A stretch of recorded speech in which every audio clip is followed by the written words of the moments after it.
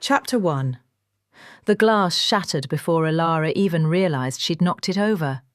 Crystal exploded across marble, drawing every eye in Blackwater Lounge toward her table. Conversations didn't just pause, they died. The kind of silence that made her skin crawl, the kind that said she didn't belong here, had never belonged here, would never belong here, no matter how hard she pretended. Her friend Tanisha grabbed her wrist. "Girl, relax, it's just a drink." But it wasn't just a drink. Not in a place like this, where the chandeliers cost more than Elara's yearly rent, where men in tailored suits spoke in whispers that moved money across continents, where the wrong move could end a career before it started. She was a freelance photographer, barely scraping by in a cramped studio apartment in Queens. This Manhattan hotspot wasn't her world. The bartender appeared instantly, cleaning the mess without meeting her eyes. Professional, efficient, dismissive. Elara's chest tightened. She shouldn't have come. "Stop overthinking," Tanisha said, already flagging down another round. "We're celebrating, remember? You landed that magazine feature. Tonight, we toast to you finally getting recognized." Hi viewers, kindly tell us where you're watching from and what time it is. Across the lounge, someone laughed, low, mocking. The sound of people who'd never worried about rent or broken cameras or whether their next paycheck would cover groceries. Elara's fingers curled against her thigh. She hated how small this place made her feel. Hated the familiar ache that came with being Omega in a room full of people who saw her as soft, forgettable, easily dismissed. "Check out the Ice Queen," Tanisha's cousin Deshawn said, nodding toward the far end of the bar. Elara followed his gaze. The woman sat alone, perfectly still, like she'd been carved from stone. Dark suit tailored so precisely it looked like armor. Hair pulled back without a single strand out of place. Her posture didn't suggest confidence, it commanded it. She didn't sip her drink, didn't check her phone, didn't fidget or scan the room like everyone else. She just existed, and somehow that was enough to make the space around her feel smaller, quieter, more dangerous. "That's Ravenna Kozlov," Deshawn whispered, and even her name felt heavy. "Runs half the shipping contracts on the East Coast. Word is she owns 3 senators and a federal judge. Nobody messes with her." Elara's stomach dropped. She'd heard stories, rumors really, about the Kozlov Syndicate, the kind of organization that operated in shadows, that made problems disappear, that answered to no one. But she'd never imagined the woman behind it would look like this, cold, untouchable, alone. Ravenna's eyes never moved, but Elara felt the weight of her presence like gravity. "Bet you won't kiss her," Tanisha said suddenly, grinning. The table went quiet. "What?" Elara breathed. "I dare you." Tanisha leaned forward, eyes bright with alcohol and mischief. "Kiss the Ice Queen, right on the cheek. Show everyone you're not afraid." Deshawn laughed nervously. "Nah, that's suicide. You don't touch that woman." "Exactly why she should do it," Tanisha shot back. "Nobody expects it. Nobody would dare. That's what makes it perfect." Elara's pulse hammered in her throat. She looked at Ravenna again, at the severe lines of her face, the controlled stillness, the aura of someone who could end lives with a phone call. "No way," Elara said. "Come on." Tanisha's voice dropped, turning soft, coaxing. "You're always playing it safe, always hiding. You just landed your first real feature and you're still acting like you don't deserve to be here. Prove you're more than what people assume. Prove you're brave." The words hit harder than they should have, because Tanisha was right. Elara did hide, did shrink, did let the world tell her she was fragile, forgettable, less than. She stood before she could stop herself. Her legs felt like water as she crossed the lounge.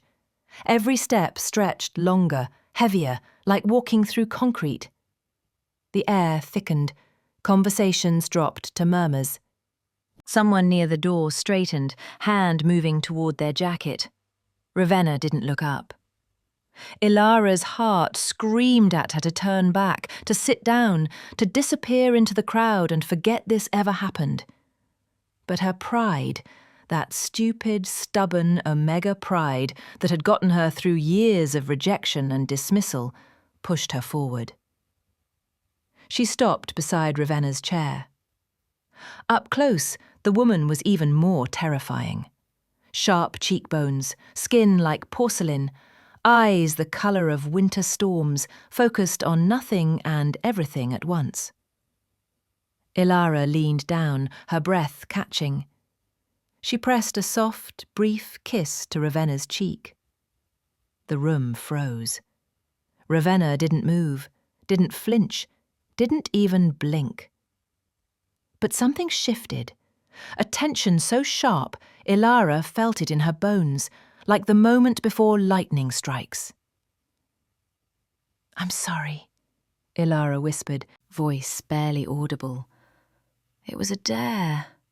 I didn't mean—" She fled before Ravenna could respond, heart slamming against her ribs, shame burning her face. Behind her, nervous laughter broke out. Tanisha grabbed her arm, pulling her back to the table, grinning like they'd just robbed a bank. But Ravenna sat very, very still.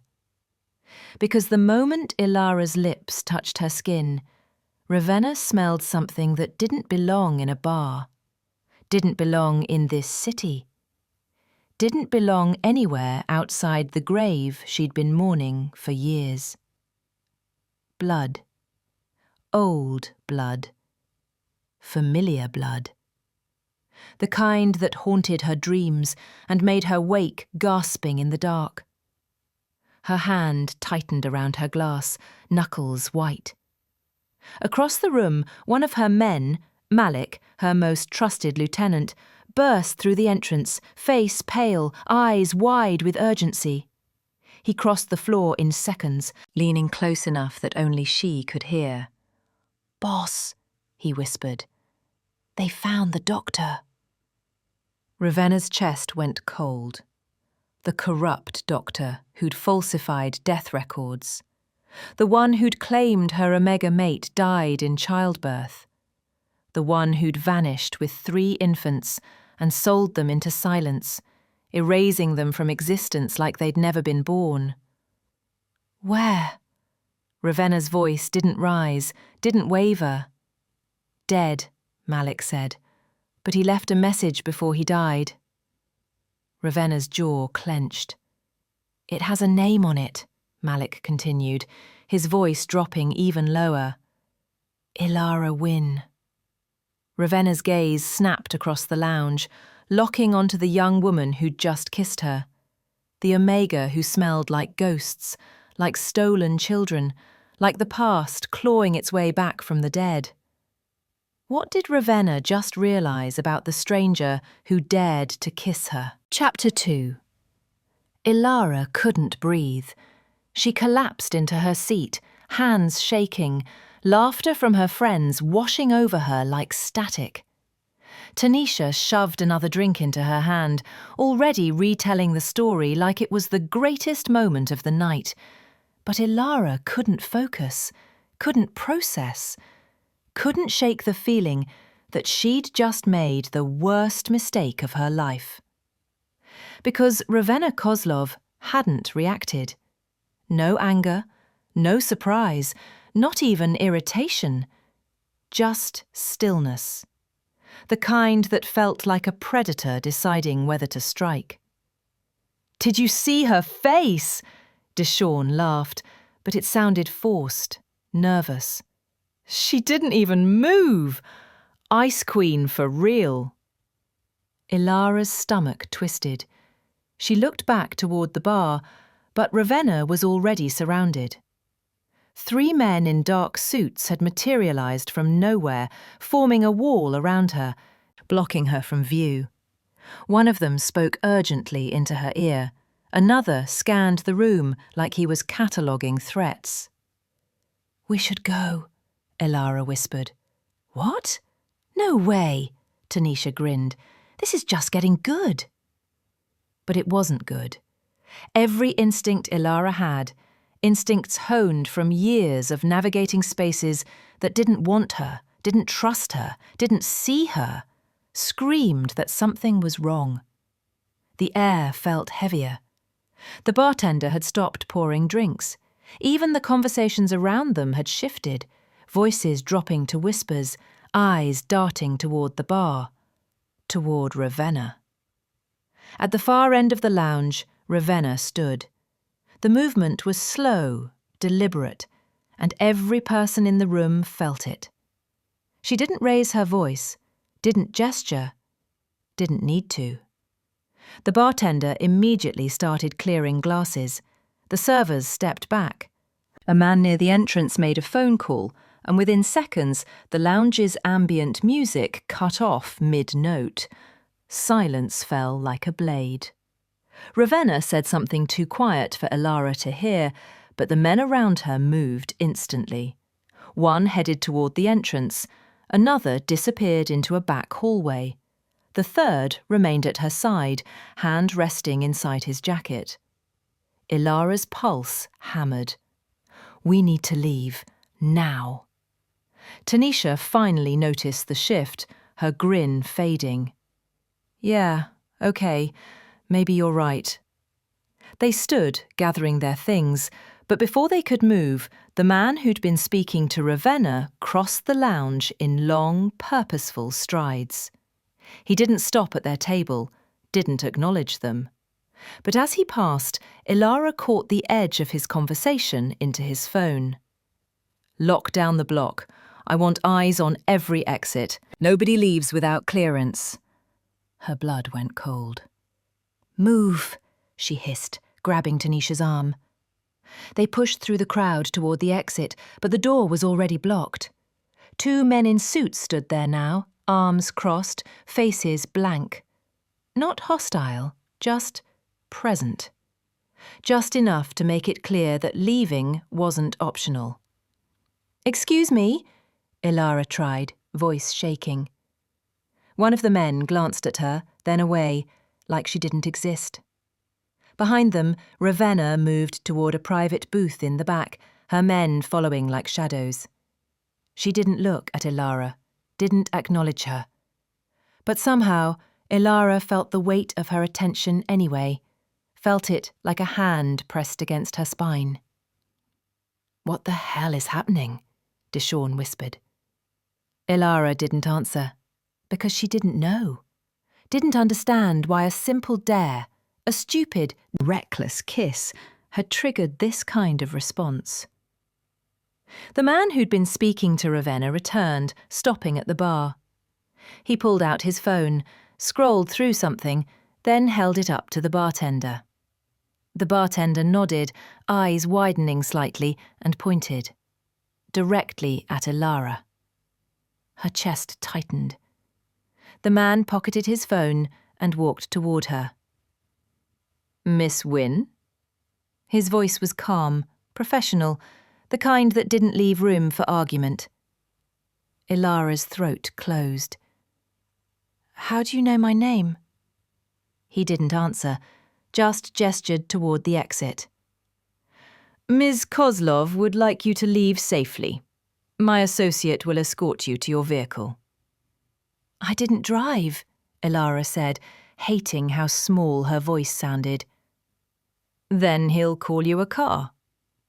It wasn't a request. Tanisha grabbed Elara's hand. "We're going together." The man's gaze flicked to her, then back to Elara. "Just Miss Wynn." Panic spiked through Elara's veins. "No, I'm not going anywhere without my friends." For the first time, the man's expression shifted.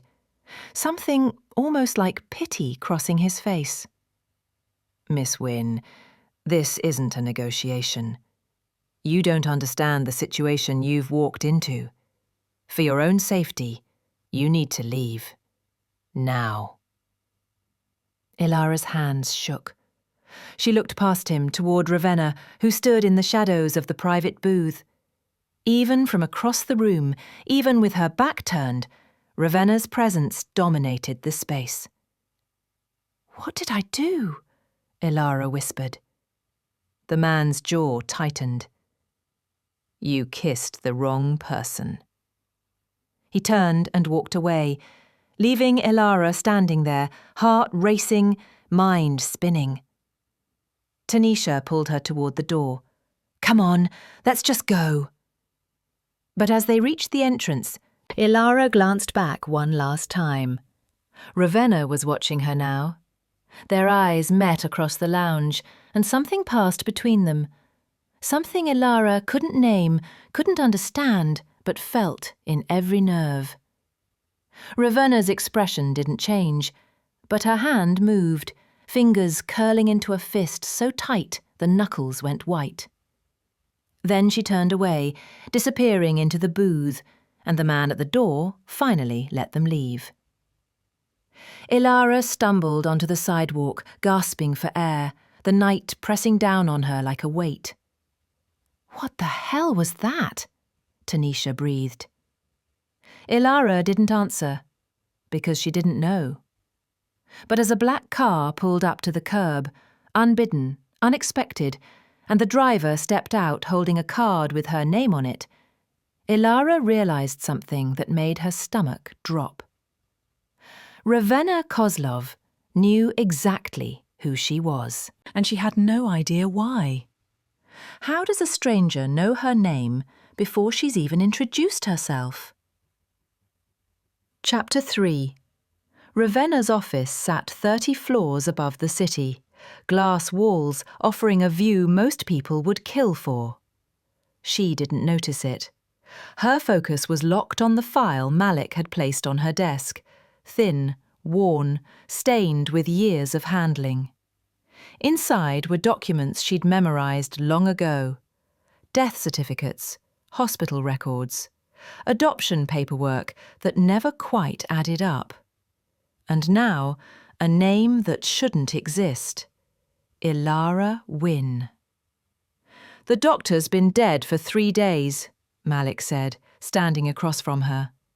"Coroner ruled it natural causes, but the message was deliberate.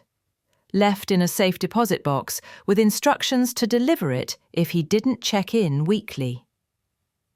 Ravenna's fingers traced the edge of the file. "What did it say?" Malik hesitated. He named 3 people, said they were placed in families across the East Coast, said the records were buried so deep even you wouldn't find them. Said he did it because someone paid him enough to disappear. "Names," Ravenna said, voice flat. Elara Wynn, Brooklyn, photographer, 24 years old, adopted at 6 months through a private agency that dissolved 2 years later. Ravenna's chest constricted. 6 months. The same age her pups had been when they vanished. "The second?" she asked. Jamal Reeves, Atlanta, works in tech, 24, adopted around the same time, same kind of agency. Ravenna's jaw clenched. "And the third?" Malik's expression darkened. Still searching, the doctor didn't finish the message, just 3 names, scattered notes, and a warning. What warning? That someone's been watching, someone who knows you're looking, someone who's been cleaning up loose ends for years. Ravenna stood, crossing to the window.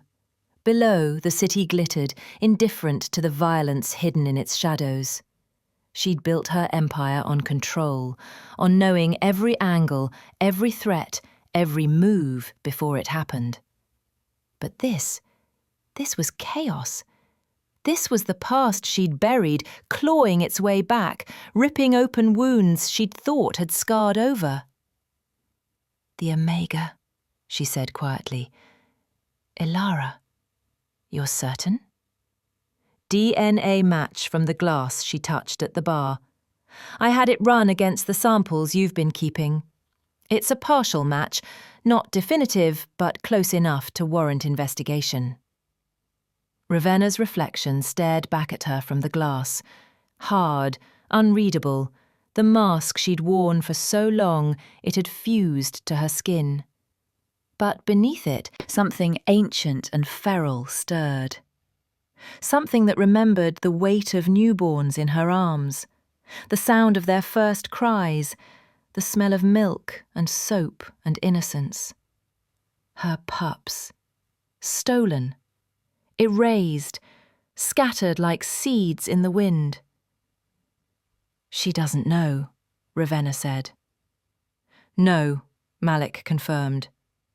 "Her adoption records list her parents as dying in a car accident when she was 3. She has no memory of anything before that. No reason to question her identity." Ravenna's hands curled into fists. "And the people who raised her?"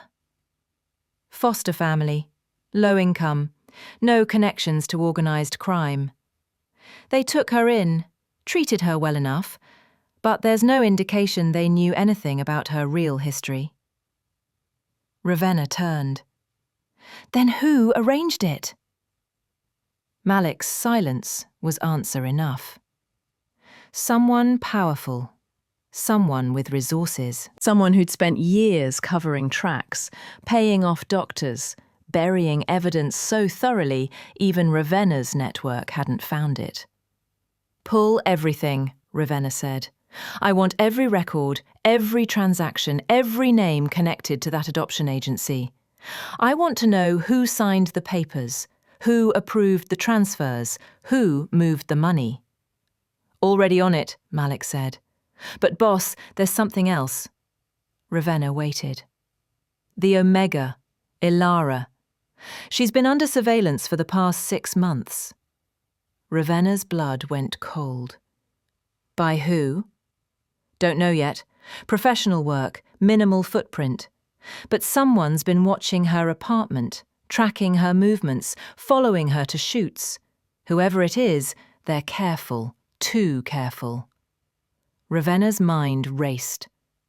If someone had been watching Elara, they knew she'd be at Blackwater tonight, knew she'd be vulnerable, knew she'd be close enough to Ravenna to trigger exactly this kind of response. "It was a setup," she said quietly. Malik nodded. "That's my read. Someone wanted you to notice her, wanted to see what you'd do." Ravenna's jaw tightened. "Then they're about to get exactly what they wanted." She crossed to her desk, pulling open a drawer and removing a handgun. Sleek, black, loaded. She checked the chamber with practiced efficiency, then holstered it beneath her jacket.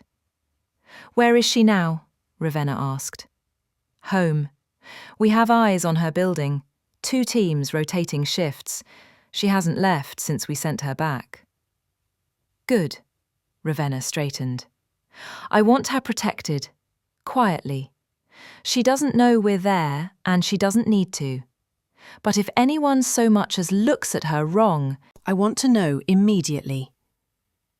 Malik's expression shifted, something almost like concern crossing his face.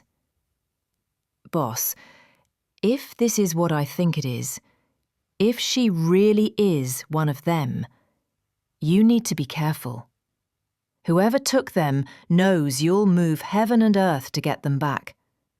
They'll use that against you." Ravenna met his gaze, and for the first time in years, let him see the raw, unfiltered emotion beneath the ice. "Let them try." She moved toward the door, then paused. "And Malik, find out who's been watching her. I want a name by morning." He nodded.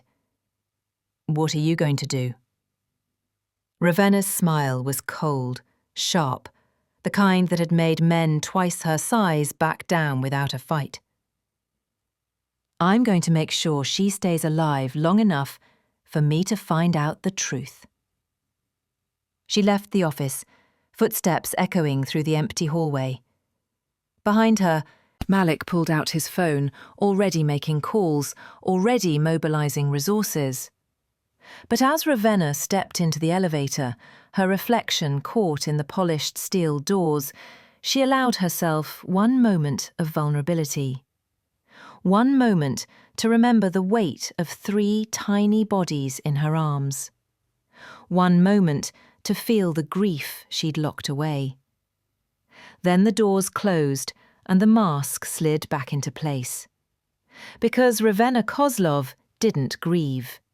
She hunted. What kind of enemy watches an innocent woman for 6 months before striking? Chapter 4. Elara's apartment smelled like coffee and darkroom chemicals.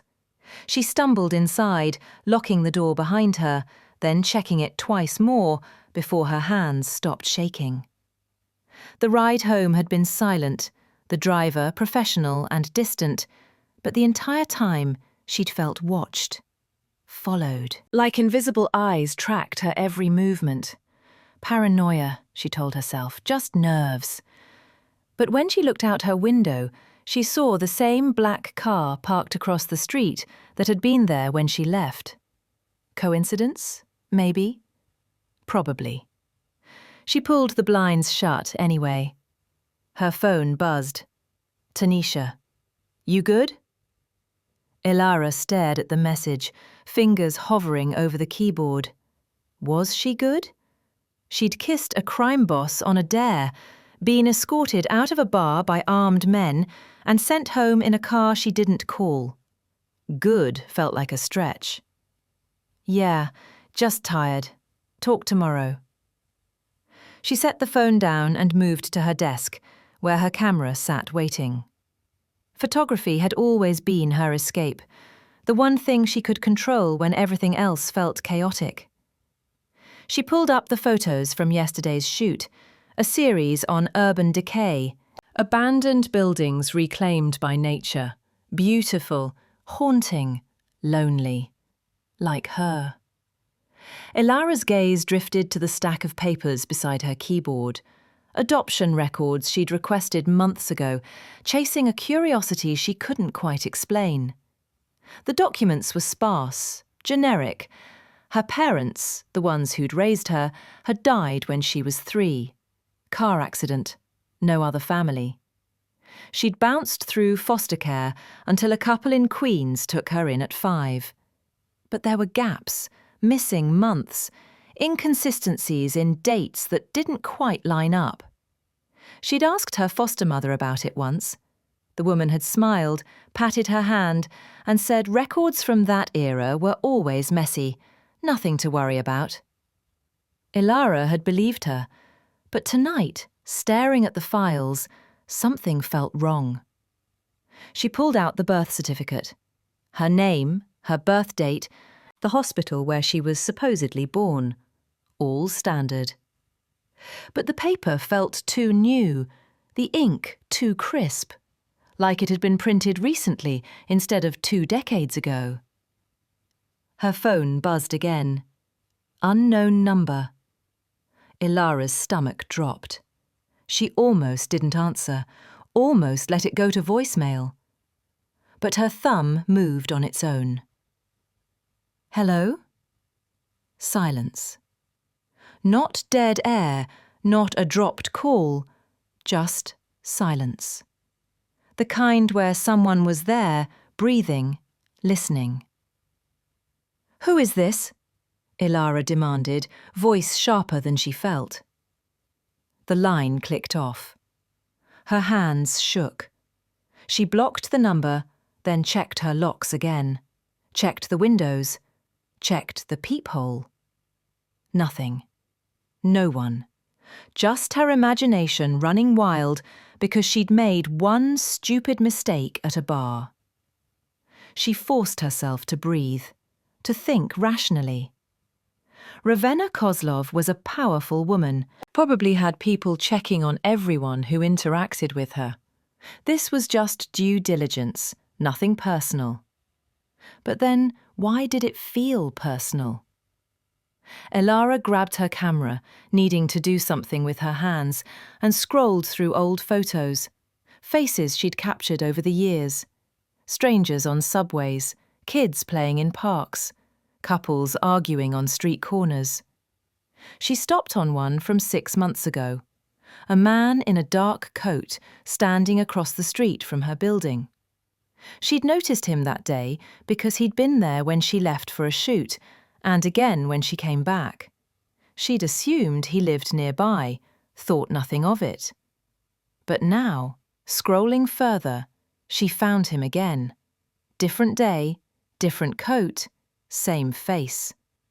And again, 3 weeks later, and again. Elara's chest tightened. She pulled up more photos, scanning backgrounds, searching crowds. There. And there. Always at a distance, always watching. Her phone buzzed, another unknown number. She didn't answer this time. It rang again. And again. Elara turned it off, hands shaking so hard she almost dropped it. Someone had been following her. For months. And she'd been too oblivious, too caught up in her own struggles to notice. A knock sounded at her door. Elara froze. 3 sharp raps, deliberate, controlled. She crept to the peephole, heart slamming against her ribs. A woman stood in the hallway, mid-30s, professional suit, calm expression. "Miss Wynn?" the woman called. "My name is Kendra. I work for Ms. Kozlov. She asked me to check on you." Elara's blood turned to ice. "I'm fine," she called back, voice shaking. "You can go." Ms. Kozlov was concerned. She wanted to make sure you got home safely. "I did, thank you. Good night." Silence. Then, "Miss Wynn, I'm going to leave my card under your door. If you need anything at all, please call, day or night." Elara watched through the peephole as the woman crouched, slid something beneath the door, and walked away. She waited until the footsteps faded before picking up the card. Plain, white, just a phone number embossed in black. No name, no company, no explanation. Elara's hands trembled as she turned it over. On the back, written in precise handwriting, "You're being watched. We're watching them." Who's protecting her? And who's hunting her? Chapter 5. Silas Crowne didn't raise his voice. He never needed to. Power, real power, whispered. It moved through silence, through the spaces between words, through the careful arrangement of facts that made lies feel like truth. He sat in his office, minimalist, expensive, designed to make visitors feel small, and studied the photograph on his desk. A young woman with soft eyes and nervous hands. Omega, unremarkable, forgettable. Except she wasn't. "How long has Kozlov been watching her?" Silas asked. His assistant, a sharp-eyed beater named Rochelle, consulted her tablet. "Surveillance started approximately 18 hours ago. Multiple teams. Professional setup. They're being cautious." Silas smiled. Cautious meant Ravenna wasn't certain yet. Cautious meant there was still time. "And our people?" "Pulled back as instructed. We're maintaining distance. No direct contact." "Good." Silas leaned back in his chair, fingers steepled. Let her think she's in control. Let her believe she's protecting the girl. Rochelle's expression didn't shift, but Silas caught the edge of concern in her eyes. "Sir, if Kozlov confirms the connection—" "She won't," Silas interrupted. "Not yet. The records are buried too deep. Even with her resources, it'll take weeks to unravel, and by then, it won't matter." He stood, crossing to the window. Outside, the city sprawled beneath him, lights glittering like fallen stars. He'd built his empire carefully, methodically, one stolen life at a time. Omegas, mostly. The ones no one would miss. The ones the system had already failed. Elara Wynn had been one of his earliest acquisitions, a test case, a proof of concept. Take a child young enough that memory wouldn't stick. Place them with families desperate enough not to ask questions. Forge documents so thoroughly, even government databases accepted them as truth. It had worked beautifully. Until now. "The doctor was a liability," Silas said quietly. "I should have dealt with him years ago." "He's dead now," Rochelle offered. "Yes, but he talked first." Silas's jaw tightened. "And now Ravenna has names. Not proof, not yet, but names." "What do you want me to do?" Silas turned, meeting her gaze. "Bring Elara to me." Rochelle's eyes widened slightly. "Sir, if we move now, Kozlov will know. She'll retaliate." "She'll retaliate regardless," Silas said. "The moment she confirms Elara's identity, she'll come for me. Better to control the situation now, on my terms, than wait for her to dictate the rules."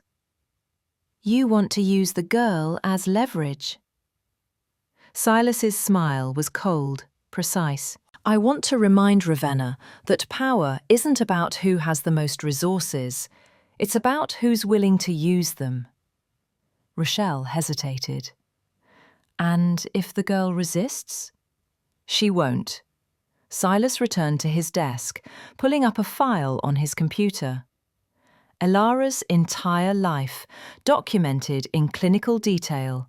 Every job, every relationship, every financial struggle. She's been conditioned to obey, to trust authority, to believe the world is fundamentally good, even when it isn't. He clicked through photos. Elara at 8, smiling at a school function. Elara at 16, holding a camera for the first time. Elara last week, struggling to pay rent. "She doesn't even know who she is," Silas continued. "And that makes her the perfect tool." Rochelle's tablet buzzed. She glanced at it, then looked up. "Kozlov's people just left Elara's building, the Omegas alone." Silas's smile widened. "Then let's not keep her waiting." He stood, straightening his jacket. "Send Marcus and Tanya.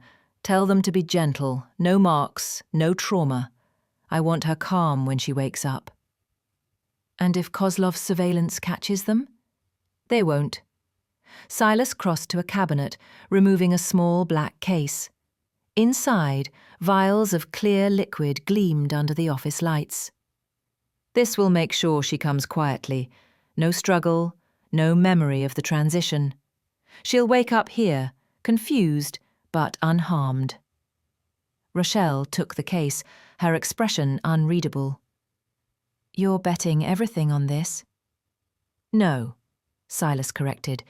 "I'm betting on Ravenna's weakness. She's spent years searching for her pups, years drowning in guilt. The moment she realizes Elara might be one of them, she'll stop thinking strategically. She'll act emotionally." He moved toward the door, pausing at the threshold. "And emotional people make mistakes." Rochelle followed him into the hallway. "What about the other two? Jamal Reeves and the third name. Leave them for now, Silas said. One hostage is enough, and if Ravenna wants the others, she'll have to negotiate. With what? Silas's eyes glittered. Her empire, her reputation, everything she's built. I'll take it all, piece by piece, until there's nothing left but the choice between her power and her pups. They reached the elevator. As the doors opened, Rochelle spoke quietly. She'll kill you for this. Silas stepped inside, smile never wavering. She'll try. The doors closed, and he descended into the garage where his car waited. Marcus and Tanya were already there, professionals who'd worked for him for years. They asked no questions, showed no hesitation. Silas handed them the vials. 2 hours. No complications. Marcus nodded. And after we bring her in? Lock her in the East Wing. Comfortable. Safe. I want her to feel like a guest, not a prisoner. Until? Tanya asked. Silas climbed into the back seat. Until Ravenna Kozlov realizes the woman she's been hunting is sitting in my cage. The car pulled out into the night, and Silas leaned back, closing his eyes.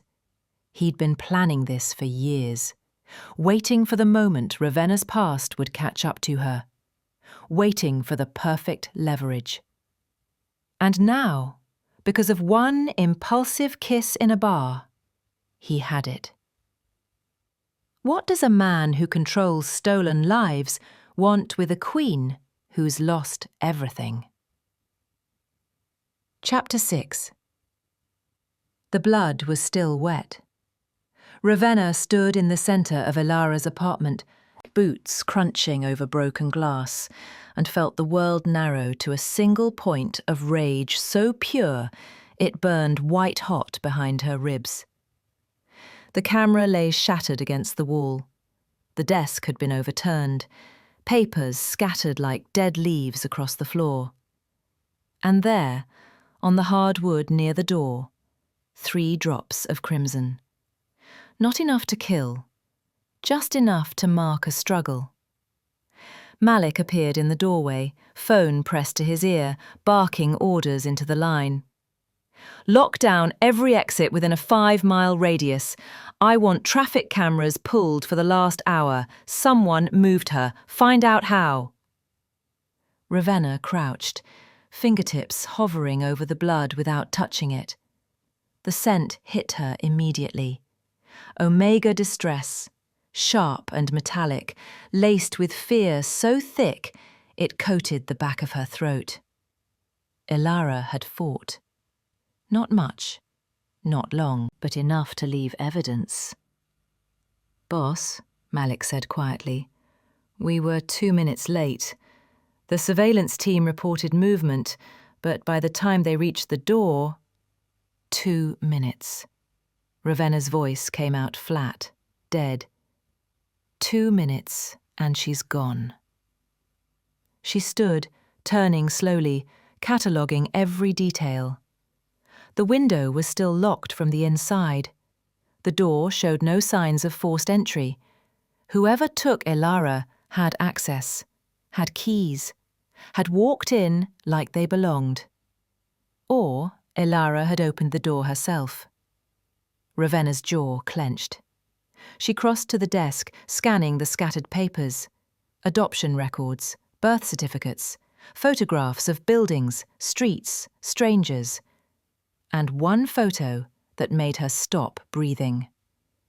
A man in a dark coat, distant, blurred, but unmistakable. Marcus Holloway, one of Silas Crowne's top enforcers. Ravenna's hands curled into fists so tight her nails bit into her palms. She'd known Silas was involved, known he'd been circling for years, waiting for an opening. But this, stealing Elara right out from under her protection, this was a declaration. Get me everything on Crowne, Ravenna said, voice low and lethal. Every property, every account, every person who's taken his money in the last decade. I want his entire operation mapped by morning. Malik hesitated. Boss, if we move too fast... Ravenna turned, and whatever he saw in her eyes made him step back. They took what was mine, she said, each word precise as a blade. So I will take everything from them. She moved toward the door, but paused at the threshold, gaze falling on a small card lying near the entrance. White, plain, the one Kendra had left. Ravenna picked it up, turning it over. Her own handwriting stared back at her. You're being watched. We're watching them. A promise she'd failed to keep. Her phone buzzed, unknown number. Ravenna answered without speaking. Silence stretched for 3 seconds. Then a voice, smooth and controlled, filled the line. Ms. Kozlov, I believe you're missing something. Silas Crowne. Ravenna's grip tightened on the phone. Where is she? Safe, Silas said. Comfortable. Unharmed. For now. For now, Ravenna repeated, voice glacial. I'm not a monster, Silas continued. I don't hurt innocents without reason.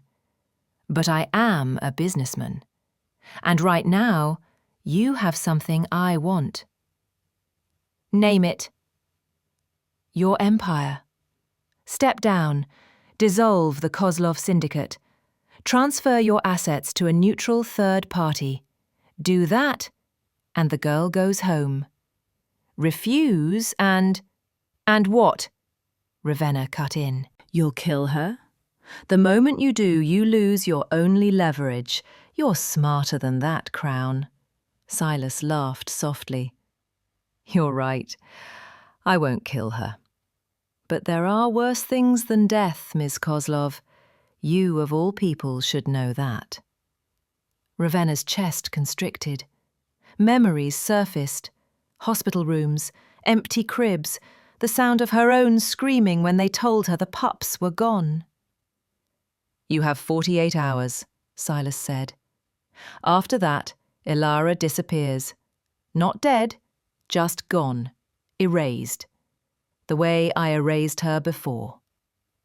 The line went dead. Ravenna stood motionless, phone still pressed to her ear, the apartment silent except for Malik's quiet breathing behind her. Then she moved, fast, controlled, lethal. She grabbed her jacket from where she'd left it draped over a chair, checked the weapon holstered beneath it, and headed for the door. Boss, where are you going? Malik asked. Ravenna didn't slow. To remind Silas Crowne why people don't steal from me. You can't just storm his properties. He's expecting that. It's a trap. Ravenna paused at the door, glancing back. For the first time in years, Malik saw the mask slip, saw the raw, feral grief beneath the ice. Let it be a trap, she said. I'll burn it down anyway.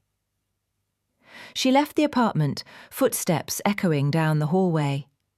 Behind her, Malik pulled out his phone and made a call. Mobilize everyone. The boss is going to war. What kind of war starts when a queen loses control? Chapter 7. Elara woke to silk. Not rough fabric, not restraints, just smooth, expensive sheets against her skin and the faint smell of lavender in the air. Her head felt heavy, thoughts moving through mud. She blinked, trying to focus, and found herself staring at an unfamiliar ceiling. High, ornate, crown moulding she couldn't afford in 3 lifetimes. Panic spiked through the fog. She sat up too fast, the room tilting sideways. Her hands flew out, gripping the mattress, waiting for the nausea to pass. Where was she? The last thing she remembered, her apartment. The card under the door, the photograph of the man who'd been following her. Then nothing. Elara's hands shook as she looked around. The room was beautiful, tasteful. A plush armchair sat near the window. Bookshelves lined one wall.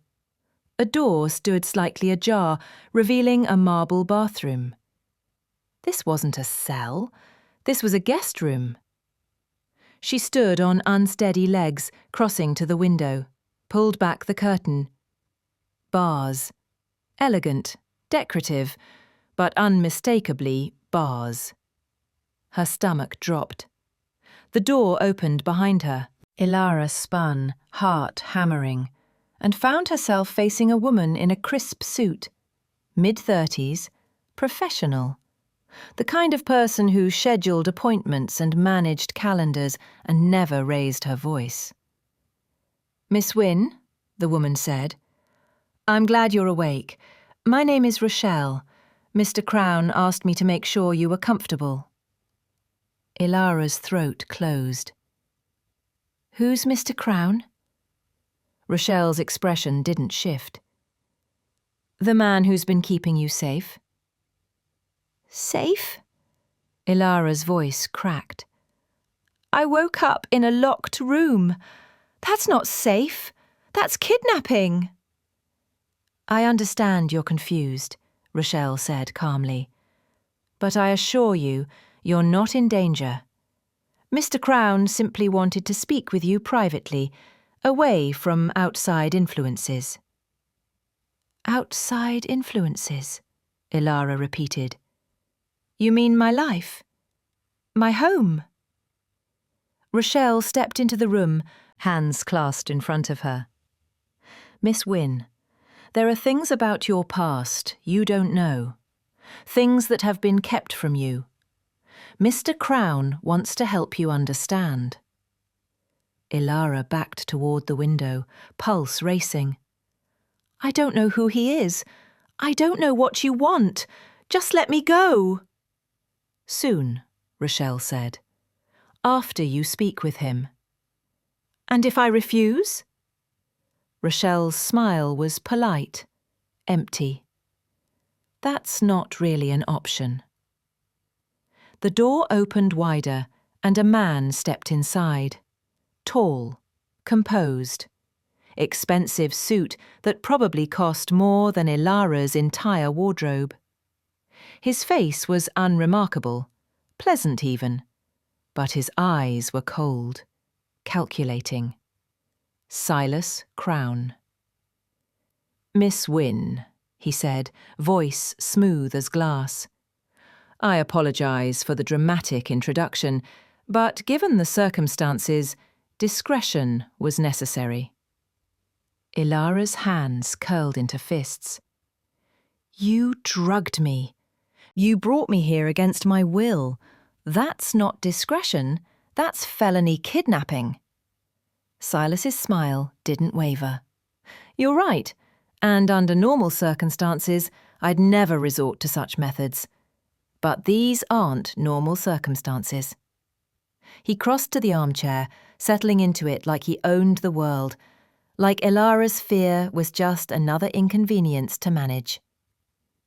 "Do you know who Ravenna Kozlov is?" he asked. Elara's chest tightened. "I've heard the name." "She's dangerous," Silas continued. "Ruthless. She built her empire on violence and intimidation, and right now, she's looking for you." "Why would she—" "Because you kissed her," Silas interrupted. "And in doing so, you triggered something she's been searching for, something she's willing to destroy cities to reclaim."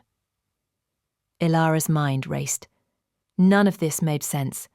She was nobody, a photographer barely scraping by. Why would someone like Ravenna care? I don't understand, she whispered. Silas leaned forward, elbows on his knees. Tell me, Miss Wynn, what do you know about your adoption? The question hit like ice water. What? Your parents died when you were 3. Car accident. You were placed in foster care, then adopted by a family in Queens, correct? Elara's throat tightened. How do you know that? Because I arranged it, Silas said quietly. The room tilted. You're lying, Elara breathed. I wish I were. Silas stood, crossing to the window. 24 years ago, I was approached by someone very powerful, someone who needed certain problems to disappear. Children, specifically. Omega children who were supposed to be dead. Elara's hands shook. No. You were one of 3, Silas continued. Taken from a hospital, records falsified, placed with families who wouldn't ask questions. I was paid very well to make sure no one ever found you. You're insane, Elara said, voice breaking. This is insane. Silas turned, meeting her gaze. Is it? Or does it explain the gaps in your records, the inconsistencies, the feeling you've always had that something doesn't quite fit? Elara's knees buckled. She grabbed the edge of the bed, fighting to stay upright. Ravenna Kozlov is your biological mother, Silas said. And the moment she confirms that, she'll come for you. Not because she cares, but because you're a piece of the empire she lost. A tool she can use to reclaim power. No, Elara whispered. That's not... She wouldn't. She's killed for less, Silas interrupted. And she'll kill again to get what she wants. That's why you're here. Not as a prisoner, as protection. Elara looked up, tears burning her eyes. Then let me go. Let me decide for myself. Silas's expression softened, almost kind, almost human. I can't do that, he said, because if I let you go, Ravenna will claim you, and you'll never be free again. He moved toward the door, pausing at the threshold. Rest, Miss Wynn. We'll talk more tomorrow.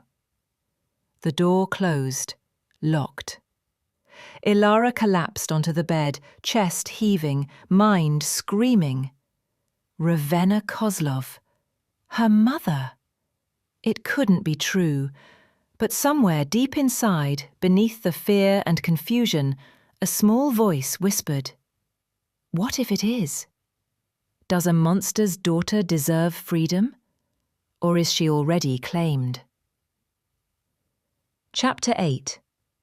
Ravenna's phone lit up with 12 simultaneous alerts. She stood in the war room of her headquarters, a converted warehouse in Brooklyn, where her inner circle gathered when things went sideways. Maps covered the walls. Computer screens glowed with surveillance feeds. Armed men and women moved with quiet efficiency, preparing for what came next. Malik appeared at her side, tablet in hand. We've confirmed Crowne's primary locations, 3 properties in Manhattan, 2 in Jersey, 1 upstate, all heavily fortified. She's in Manhattan, Ravenna said, eyes locked on the map. He'd keep her close, where he can control the narrative. The penthouse on 5th Avenue, Malik suggested. Private floors, top security. He's been using it as his main operations hub for the last year. Ravenna nodded. Assemble a team, small, fast. We go in tonight. Boss, if we hit him directly, he'll retaliate. We don't know what kind of contingencies he's set up. If Elara's there, she is, Ravenna interrupted. Malik's expression shifted. You're certain? Ravenna didn't answer, couldn't explain the bone-deep certainty that had settled in her chest the moment Silas hung up. The same instinct that had kept her alive through decades of violence and betrayal. Her pup was close. She felt it. "What about the other alphas?" Malik asked carefully. "They're watching. If you move against Crowne without consensus, let them watch," Ravenna said. "This isn't pack business. This is mine." A voice cut through the room from the doorway. "Is it?" Ravenna turned. Dante Moreau stood there, arms crossed, expression unreadable. Alpha of the Moreau family, control over half the city's construction contracts, and one of the few people who'd ever challenged Ravenna to her face and lived. "This is private, Dante," Ravenna said. "Not anymore." Dante stepped into the room, his presence shifting the energy. "Words out. You're mobilizing, going after Crowne. That affects everyone." "It affects me," Ravenna corrected. "You're claiming the Omega," Dante said bluntly. "The one from Blackwater. People are talking, wondering why the Ice Queen suddenly cares about some random photographer." Ravenna's jaw tightened. "That's none of their concern." "It is when you're about to start a war over it." Dante moved closer, lowering his voice. "Ravenna, I've known you 15 years. You don't move like this. You don't risk exposure. You don't let emotion dictate strategy. So what's really going on?" For a moment, Ravenna considered lying, deflecting, maintaining the mask. But Dante had earned honesty, even when it hurt. "She's my daughter," Ravenna said quietly. The room went silent. Dante's eyes widened. "The pups, the ones you lost, weren't dead," Ravenna finished. "They were stolen, sold, erased, and Crowne was the one who arranged it." Dante exhaled slowly. "You're sure?" "DNA confirmed it. Partial match, but enough." Ravenna's hands clenched. "She doesn't know. She thinks she's just some Omega photographer who made a bad choice at a bar. She has no idea what she is, what was taken from her." "And Crowne?"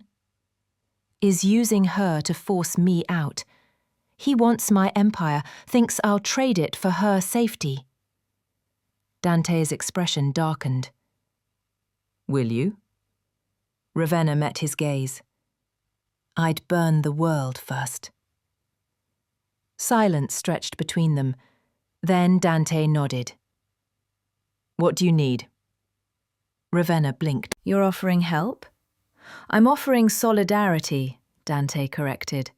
"What Crowne did, stealing pups, trafficking Omegas, that's a line even I won't cross. You go after him, you won't go alone." Ravenna felt something crack inside her chest, something she'd locked away years ago. "Thank you," she said quietly. Dante's smile was sharp. "Don't thank me yet. If this goes wrong, we're all going down." He turned to Malik. "What's the plan?" Malik pulled up schematics on the screen. 5th Avenue penthouse, top 3 floors, private elevator access, security estimated at 15 armed personnel. Crowne's personal office is on the highest level. "And Elara?" Ravenna asked. "Unknown. But if she's there, she'd be in the guest quarters, east wing, away from operations." Ravenna studied the layout, mind calculating angles, timing, risk. "We can't go in loud," she said. "He'll use her as a shield. We need access. Quiet. Fast." "I can get you inside," a new voice said. Everyone turned. Kendra stood in the doorway, still in the suit she'd worn to Elara's apartment, but her expression was different now, harder, determined. "I worked for Crowne 3 years ago," she continued, "before I came to you. I know the building, know the rotations, know the blind spots." Ravenna's eyes narrowed. "You never mentioned that." "You never asked." Kendra stepped forward. "I left because I saw what he was doing, the trafficking, the erasures. I couldn't be part of it anymore, but I kept tabs, just in case." "In case of what?" Malik demanded. "In case he came for someone I cared about." Kendra's gaze locked on Ravenna. "Let me help. I owe that girl a chance." Ravenna studied her for a long moment, then nodded. "Show us the entry points." Kendra moved to the screen, pulling up architectural overlays. "Service entrance on the south side. Old building, pre-war construction. Crowne updated security everywhere except here. Figured no one would use it." "Can you bypass the locks?" Ravenna asked. "Already have the codes." Malik frowned. "That's convenient." "That's preparation," Kendra shot back.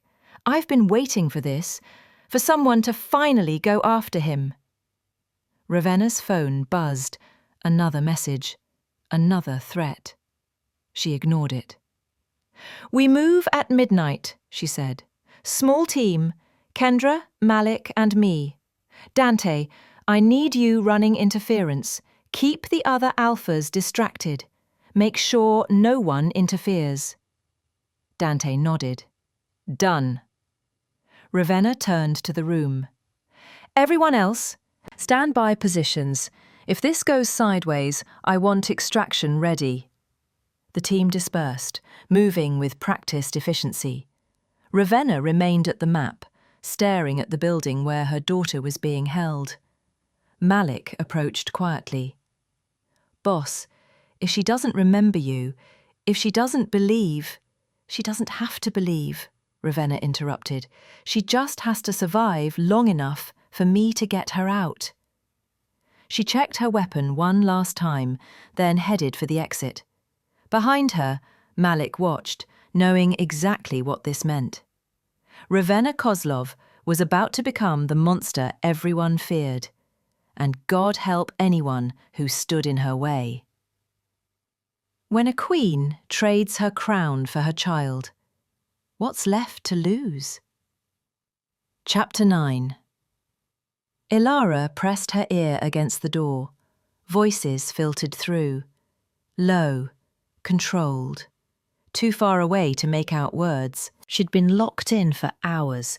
No clock, no phone, just the slow crawl of shadows across the floor as daylight faded outside the barred window.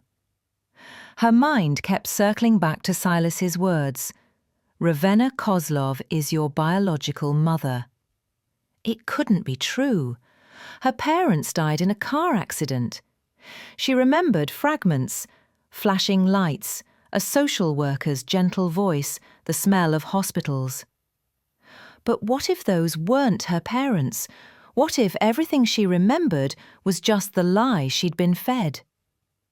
Elara's hands shook as she moved to the bookshelf, scanning titles without really seeing them. Anything to distract from the terror clawing at her chest. Then she heard it. Footsteps in the hallway, multiple people, fast. She backed away from the door, pulse hammering. The footsteps stopped. Voices murmured, too quiet to understand. Then, silence. Elara held her breath. The lock clicked. The door opened. 2 guards stood there. Not Rochelle, not Silas. Just men in dark suits with blank expressions. "Come with us," one said. "Why?" Elara demanded. "Mr. Crowne wants to see you." "I don't want to see him." The guard's expression didn't change. "That wasn't a request." They stepped into the room, and Elara realized she had no choice. She could fight, scream, struggle, but it wouldn't matter. These men were professionals, trained, paid to handle resistance. She walked between them, chin raised, refusing to show fear, even as her heart threatened to explode. They led her through hallways that felt endless. Expensive art on the walls, marble floors, the kind of wealth that didn't need to announce itself. Finally, they stopped outside a heavy wooden door. One guard knocked. A voice inside answered. The door opened. Silas sat behind a desk reviewing documents. He didn't look up immediately. Just finished whatever he was reading, set it aside, and then met her gaze. "Miss Wynn, please, sit." Elara remained standing. "I want to go home." "Soon," Silas said. "But first, there's something you need to understand." "You've said enough." "No." Silas stood, crossing to a filing cabinet. He pulled out a folder, placed it on the desk. "I've told you the truth. Now I'll show you the proof." Elara's stomach twisted. She didn't want to look, didn't want to see whatever he was about to reveal, but her feet moved anyway, carrying her to the desk. Silas opened the folder. Inside, hospital records, blood work, DNA results, and photographs. 3 infants, tiny, wrapped in hospital blankets. And standing over them, holding one in her arms, Ravenna Kozlov, younger, softer, but unmistakable. Elara's breath caught. "These are the pups," Silas said quietly. "The ones Ravenna lost 24 years ago. The ones she's been searching for ever since." Elara's hands trembled as she picked up one of the photos. The infant in Ravenna's arms had a small birthmark on her left shoulder, crescent-shaped. Elara's fingers moved to her own shoulder. The same mark, the one she'd had her entire life. "No," she whispered. "I'm sorry," Silas said, and for once he almost sounded sincere. "But you needed to know." Elara's vision blurred. She gripped the desk, fighting to stay upright. "Why?" she managed. "Why take us? Why lie?" Silas's expression hardened. "Because Ravenna Kozlov is not a mother. She's a warlord. She builds her power on fear and violence. Those pups weren't children to her. They were leverage, tools to expand her empire." "You're lying." "Am I?" Silas gestured to the files. "Look at what she's built. Look at the people she's destroyed. You think someone like that deserves to raise children?" Elara's chest heaved. "And you do. You stole us, sold us, erased us." "I saved you," Silas corrected. "Gave you a chance at a normal life, away from her world, away from the violence." "By lying to me for 24 years?" "By protecting you from a truth that would have destroyed you." Elara looked at the photos again, at the woman holding the infant, at the exhaustion in Ravenna's eyes, the way her hand cradled the tiny head so carefully. That wasn't the face of a warlord. That was the face of a mother. "She's coming for me, isn't she?" Elara whispered. Silas nodded. "She's probably already on her way." "And you're going to use me, trade me, like I'm just another piece on your board." "I'm going to give you a choice," Silas said. "Stay here, safe, where she can't reach you. Or go back to her and become part of the empire she's built on blood." Elara's hands curled into fists. "That's not a choice. That's a threat." Silas's smile was cold. Welcome to the real world, Miss Wynn, where choices are just pretty words for survival. He gestured to the guards. Take her back to her room. Make sure she's comfortable. The guards moved forward, but before they could reach her, the lights went out. Complete darkness. Shouts erupted from the hallway, running footsteps, the crack of gunfire. Silas cursed, pulling a weapon from his desk drawer. Lock this place down, now! But it was already too late. The door exploded inward, wood splintering, and through the smoke and chaos stepped a figure Elara recognized instantly. Ravenna Kozlov. Blood on her hands, fury in her eyes, and her gaze locked on Elara like she was the only thing left in the world. When a mother finds her stolen child, does she save her or claim her? Chapter 10. Ravenna moved like death, silent, efficient, unstoppable. The guards went down before they even reached for their weapons. Kendra swept in behind her, covering the exits. Malik secured the hallway. But Ravenna only saw Elara, standing there, trembling, alive. Her pup.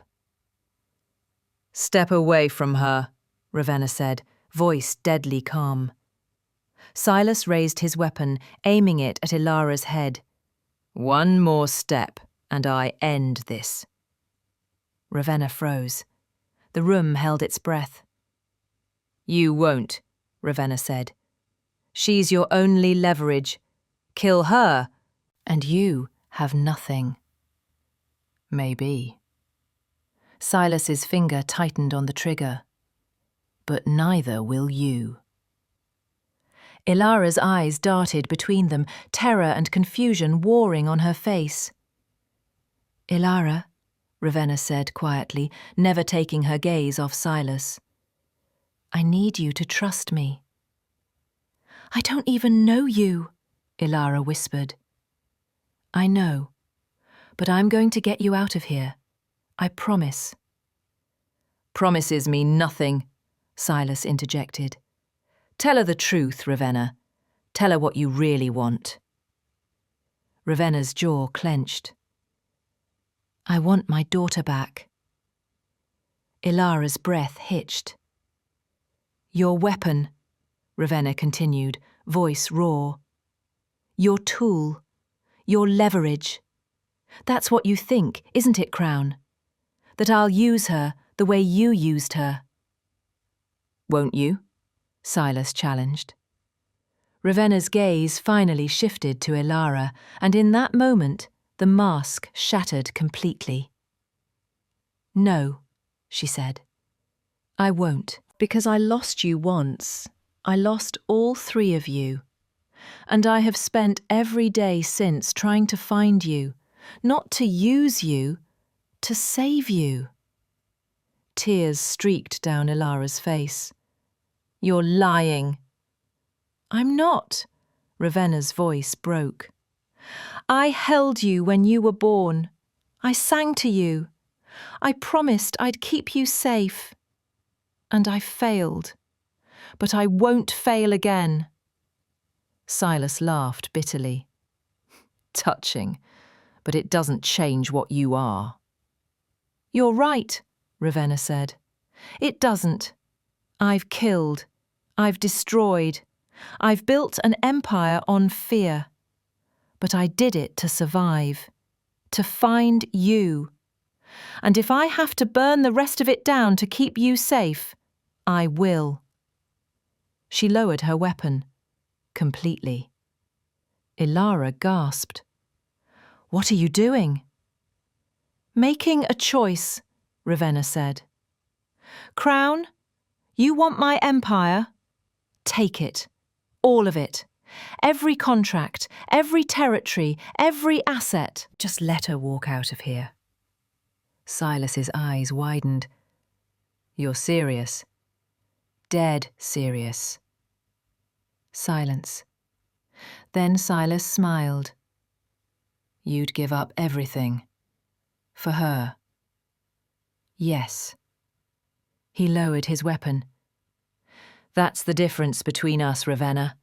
I would never be that weak. It's not weakness, Ravenna said. It's love. The word hung in the air like a prayer. Silas moved toward the door, weapon still in hand. You've made your choice. Now live with it. He disappeared into the hallway. Ravenna lunged forward, pulling Elara behind her, shielding her with her own body. Kendra appeared in the doorway. Building's clear. Crowne's gone. We need to move. Ravenna nodded, but didn't let go of Elara. Come with me, she said quietly. Please. Elara looked up at her. At the woman who claimed to be her mother. At the eyes that held grief and hope and desperation. I don't know if I can trust you, Elara whispered. I know. Ravenna's hand trembled as she brushed hair from Elara's face. But I'll spend the rest of my life proving you can. Footsteps thundered in the distance, reinforcements, or worse. We're out of time, Malik warned. Ravenna stood, offering her hand. Elara stared at it, at the blood on Ravenna's knuckles, at the scars that told stories she didn't know yet. Then she took it. Ravenna's fingers closed around hers, and for the first time in 24 years, the Ice Queen felt warmth. They ran. Through hallways, down stairwells, past bodies and broken doors. Kendra led them to the service entrance. A black SUV waited, engine running. They piled inside, the door slammed shut. The vehicle roared into the night. Elara sat beside Ravenna, still holding her hand, still shaking. Where are we going? She asked. Ravenna looked at her, really looked at her, at the daughter she'd lost, the woman she'd become. Somewhere safe, Ravenna said. Somewhere I can tell you everything. And then? Then you decide. Stay, go, whatever you need. I won't force you. Elara's eyes filled with tears. You gave up your empire for me. I'd give up more, Ravenna said simply. You're my daughter. Nothing else matters. The SUV sped through the city, lights blurring past.